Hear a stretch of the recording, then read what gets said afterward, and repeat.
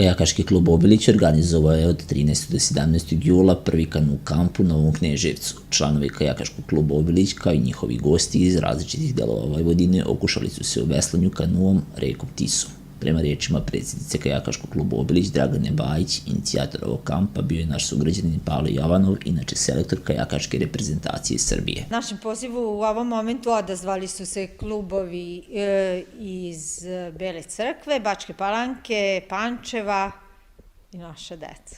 Trenutno ima oko 25 polaznika kampa koji se vrlo lepo zabavljaju na raznorazne načine. Samim tim što veslaju i druže se na neki poseban način, da upoznaju našu okolinu, da upoznaju našu tradiciju i da ostanu negde prijateljstva za ceo život. To je u stvari cilj ovog kampa.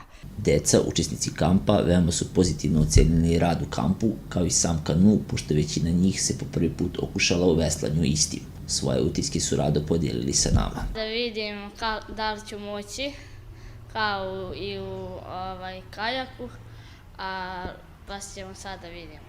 Jeste da je nestabilno, ali to se vremenom nauči.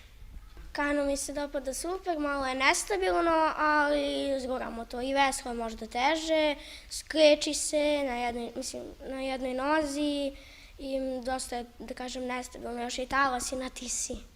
Sve je dobro, sviđa mi se kamp i kanu, malo je nestabilno i probali smo da veslamo i Nenad Miković, bivši kanuista, a danas poznat u svetu subdasci, inače savezni trener u kanuu, imao je samo reči hvale za domaćine kampa, Kajakaški klub Obilić.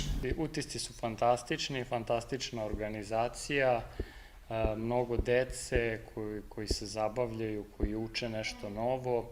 Znači imamo tu par ljudi, par dece koji u stvari veslaju kanu, ali ima dosta kajakaša koji su izrazili želju da probaju kanu i vidim da su deca oduševljena, da im se sviđa, tako da pretpostavljam da ćemo u budućnosti imati neke šampione, a najverovatnije odavde iz Novog Kneževca, jer imamo već neke pionire i mlađe pionire koji će u budućnosti biti na vrhu sigurno.